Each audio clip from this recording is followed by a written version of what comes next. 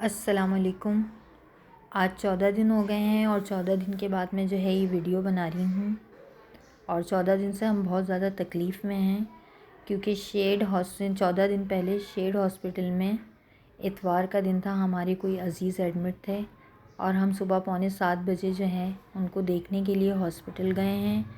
और आधे घंटे के अंदर जो है हमारी 1250 मीटर 2025 वो शेड हॉस्पिटल के बाहर से गायब हो गई, जबकि 4 से 5 6 7 तकरीबन गार्ड बैठे थे। ये देख सकते हैं सीसीटीवी में, ये जुनैद आए हैं और उन्होंने अपनी ये बाइक यहाँ पे पार्क करी है। इसके बाद ये हम लोग आए हैं यहाँ पे, हमने एंट्री करी है। दूसरा फिर हमारे पीछे से एक बाइक आएगी जिस पे वो बंदा बैठा है, ये देखें ये बाइक आई है और ये जुनैद को वॉच करते हुए आगे चला गया है। ये 150 के ऊपर है। उसके बाद ये बंदा जो है राइट हैंड से देखेंगे आप, यहाँ से ये पैदल आएगा और फिर ये किसी को कॉल करके दूसरे बंदे को बुलाएगा जो इसी 150 पे आएगा। और ये हमारी बाइक से आने के बाद एक बाइक के आगे ये बाइक लगाएगा।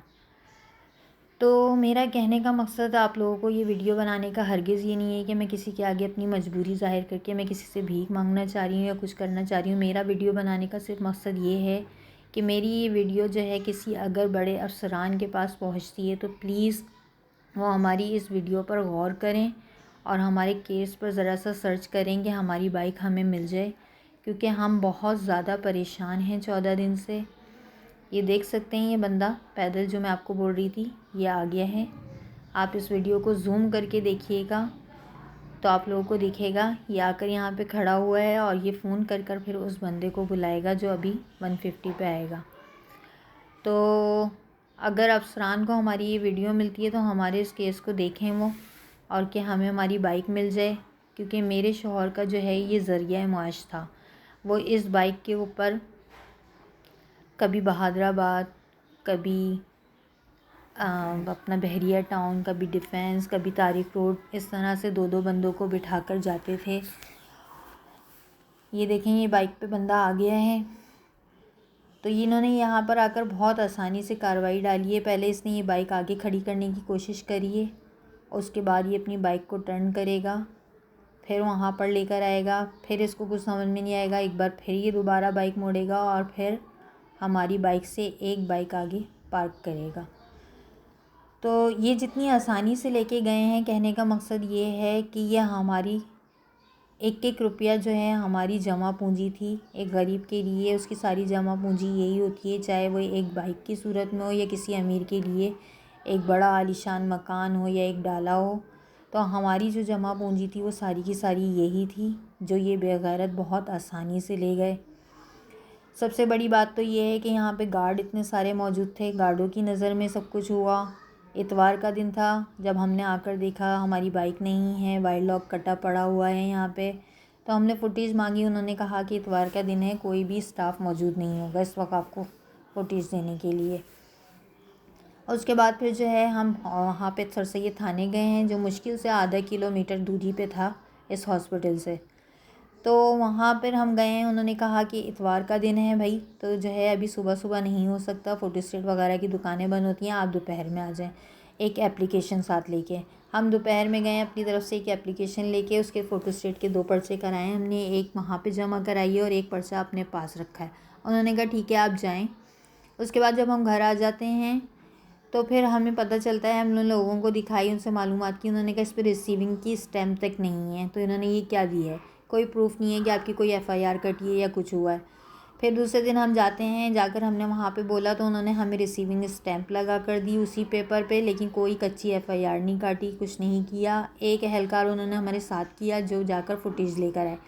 यहाँ पे कुछ नहीं 4 से 5 कैमरे लगे हुए हैं जो करीब करीब हैं। इस एहलकार की नाअहली ये देखें कि इसने उस कैमरे से वीडियो निकलवाई है जहाँ से इनकी तस्वीरें, इनकी शक्ल कुछ नहीं दिख रहा, ना गाड़ी का नंबर दिख रहा है, जबकि अगर चाहते तो बहुत आसानी से इनकी गाड़ी का नंबर भी मिल जाता।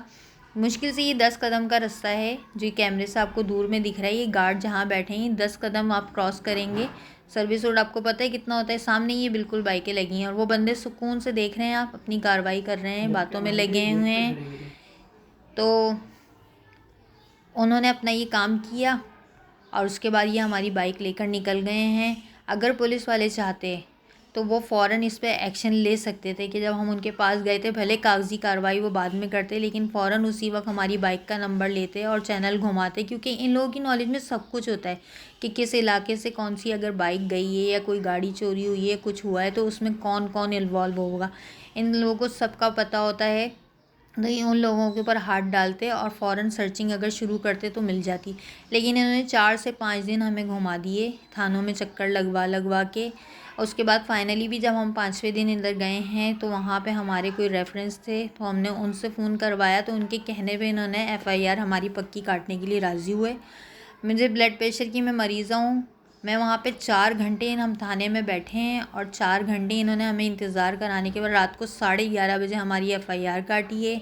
दूसरे दिन हमारे पास IO का फ़ोन आता है कि आप लोग जो हैं, मैं आपके केस का IO हूँ, आप लोग जो हैं वहाँ जाएँ जाए वकुआ पे, जहाँ आपकी बाइक गई है वहाँ पे इशारा करके तस्वीर खिंचवाएँ, उसको 4K कागज़ पे लेकर आएँ, अपने गाड़ी बाइक के डॉक्यूमेंट्स लेकर आएँ, NIC की कॉपी लेकर आएँ। ये सारी चीज़ें हम लेके वहाँ पे पहुँचे हैं। उन्होंने कहा सही है, ठीक है, हम आपकी 3 फाइलें बनाएंगे और वो डिफरेंट जो हैं वहाँ पे जगहों पे जमा करानी है, तो जहाँ से आपकी बाइक का पता मिलेगा तो उस पर कुछ एक्सपेंस आएगा जो आप लोगों को खुद उठाना होगा। तो उसका हमने इनको खर्चा पानी दिया, तकरीबन 2000 रुपये।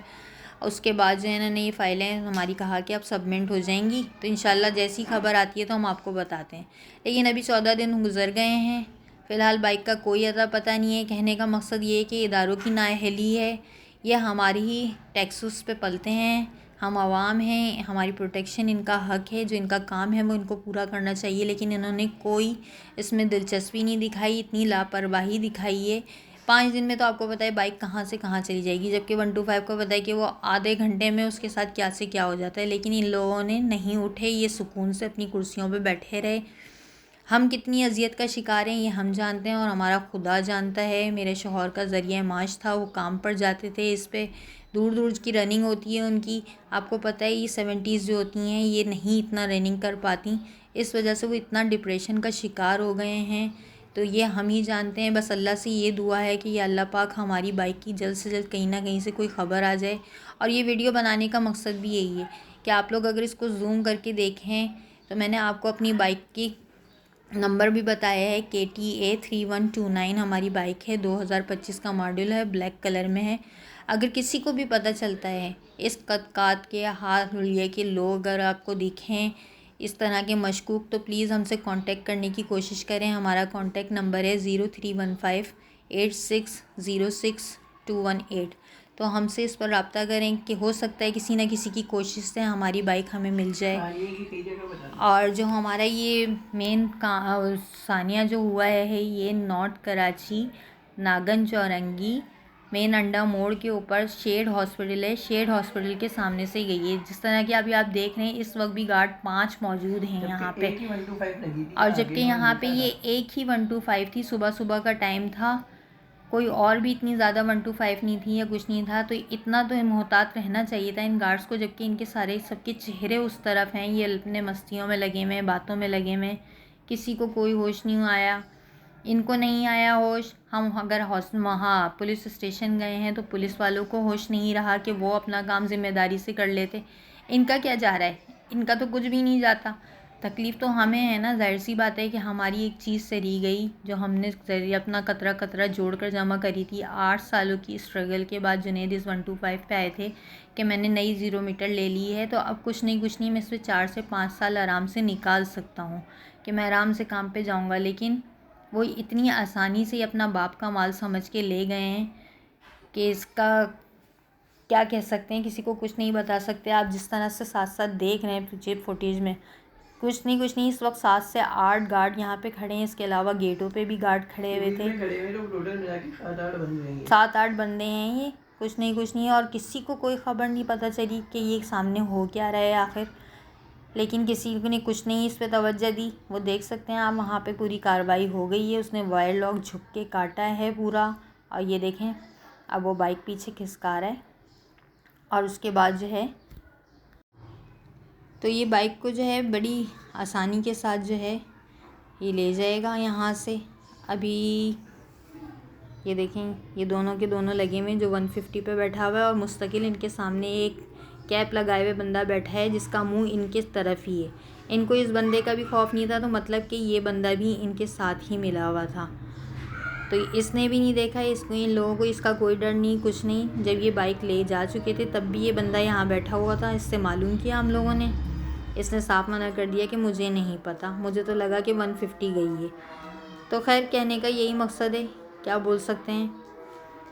ये जिस तरह दिख रहा है आपको, ये लगे हुए हैं, आगे पीछे भी वो देख रहे हैं इस तरह से जैसे ये चोर नहीं है, ये इनकी बाइक है, इनके अब्बा की बाइक है। ये इन्होंने डायरेक्ट करी है बाइक को, साइड लॉक तोड़ा है। और ये देखें ये किस तरह से ये झुका है, ये वाइड लॉक काट रहा है। अब आप ये बताएं कि जब कोई इतनी देर तक के झुका हुआ इसमें बाइक में कोई कार्रवाई कर रहा है तो किसी को नज़र नहीं आया कि कोई इस पर ज़रा सा एक्शन लेता है। ये देखें आप, ये देखें पूरा इसने लॉक काट लिया है और अब ये लॉक काट के खड़ा हुआ है और अब ये सीधा बाइक के ऊपर बैठेगा और ये बाइक को निकालेगा। ये देखें, ये इसने बाइक को निकाला है और बस अब ये बैठेगा और ये चलते चलते ही इसने बाइक को किक मारी और ये सीधा इसके साथ ये निकल गया। अब पीछे से जो है ये दूसरा बंदा भी 150 पे जो था निकल गया। तो बस कहने का मकसद ये, इस वीडियो को ज़्यादा से ज़्यादा शेयर करें कि कहीं ना कहीं से शायद हमारी कोई बाइक का पता चल जाए। और बाकी हमारे हक़ में दुआ कीजिएगा कि अल्लाह पाक हमको जल्द से जल्द हमारी बाइक मिल जाए और हमारी मुश्किल परेशानी दूर हो। बाकी अपना ख्याल रखिएगा। अल्लाह हाफ़िज़।